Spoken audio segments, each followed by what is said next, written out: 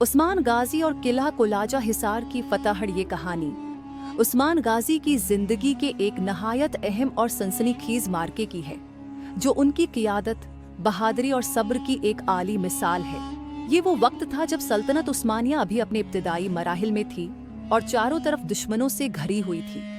पस मंजर 13वीं सदी के इख्तिताम पर उस्मान है गाजी और उनके जानबाज सिपाही बाज़ंतीनी सल्तनत के ज़ेरे तसल्लुत इलाके में मुसलसल फतूहात हासिल कर रहे थे। उनका मकसद सिर्फ ज़मीन हासिल करना नहीं था, बल्कि एक ऐसी हुकूमत की बुनियाद रखनी थी जो इंसाफ और इस्लाम के उसूलों पर कायम हो। उन्हीं दिनों उस्मान गाजी को खबर मिली कि बाज़ंतीनी फ़ौज ने एक मजबूत किला कोलाजा हिसार में भारी तादाद में फ़ौज और सामानी जंग उकठा कर रखा है।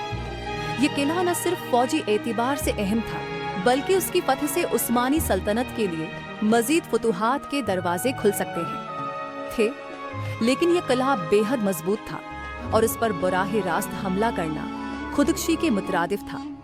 बाज़ंतीनी अफवाज तादाद में ज्यादा थी और किले की दीवारें इतनी बुलंद हैं कि इन पर चढ़ना भी मुश्किल है और मुस्तहकम थी कि उन्हें तोड़ना तकरीबन नामुमकिन लगता था। गरदा और जंग की मंसूबा बंदियन उस्मान गाजी जानते थे कि अगर ताकत के जोर पर यह किला फतह करने की कोशिश की गई तो नुकसान ज्यादा होगा। इसलिए उन्होंने सब्र, हिकमत और चालाकी से काम लेने का फैसला किया। उन्होंने अपनी फौज को 3 हिस्सों में तकसीम किया। एक गरवा ने किले के बाहर खुफिया तौर पर खंदकें खोदनी शुरू की ताकि दुश्मन की कमक को रोका जा सके।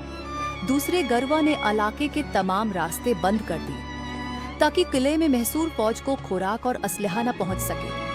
तीसरा गुरवा पहाड़ों और दरख्तों के पीछे छिपकर दुश्मन की हरकत पर नजर रखने लगा और वक्तन फोकतन छापा मार हमले करते रहे ताकि दुश्मन दबाव में रहे। ये मुहासरा कई महीनों तक जारी रहा। किले के अंदर मौजूद बाज़ंतीनी फौज भूख और खौफ का शिकार होने लगी।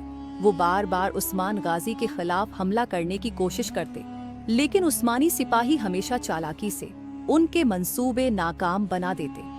किले के अंदर गिदारी। इसी दौरान उस्मान गाजी के कुछ जासूस किले के अंदर पहुंचने में कामयाब हो गए। वहां उन्हें मालूम हुआ कि किले के कुछ बाज़ंतीनी सिपाही अपने सरदार से नाखुश हैं, क्योंकि वो उन्हें भूख और तकलीफ में छोड़कर खुद आरामदेह जिंदगी है गुजार रहा था।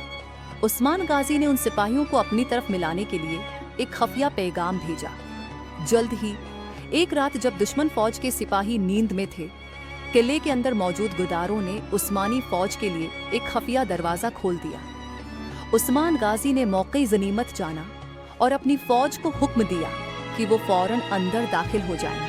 फैसला कुन हमला उस्मानी सिपाही पूरी तैयारी के साथ अंदर दाखिल हुए और दुश्मन पर टूट पड़े। बाज़ंतीनी फौज, जो पहले ही भूख और खौफ का शिकार थी, इस अचानक हमले से बौखला गई। उस्मान गाजी और उनके सिपाहियों ने इंतहाई बहादुरी से लड़ते हुए किले पर कब्जा कर लिया।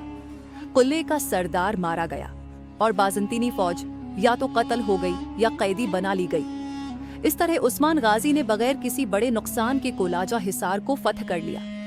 फतह के बाद ये कामयाबी उस्मानी सल्तनत के लिए एक बहुत बड़ा संग मेल साबित हुई। इस फतह के बाद अर्दगर्द के दूसरे किले भी खौफजदा हो गए और कई किलाओं ने बगैर जंग के ही उस्मान गाजी की इताअत कबूल कर ली। ये मार्का उस्मान गाजी की जहानत, सब्र और बेहतरीन जंगी हिकमत अमली का एक जिंदा सबूत है। अगर वो ताकत के जोर पर हमला करते तो शायद ये जंग महीनों जारी रहती, लेकिन उन्होंने साबित किया कि एक अजीम फातिह वो होता है जो है दुश्मन को सिर्फ तलवार से नहीं बल्कि अक्ल और सब्र से भी शिकस्त दे। ये वो लम्हा था जब सल्तनत उस्मानिया के क़याम की बुनियाद मज़ीद मजबूत हुई और तारीख ने उस्मान गाजी को हमेशा के लिए एक अजीम फातिह के तौर पर याद रखा।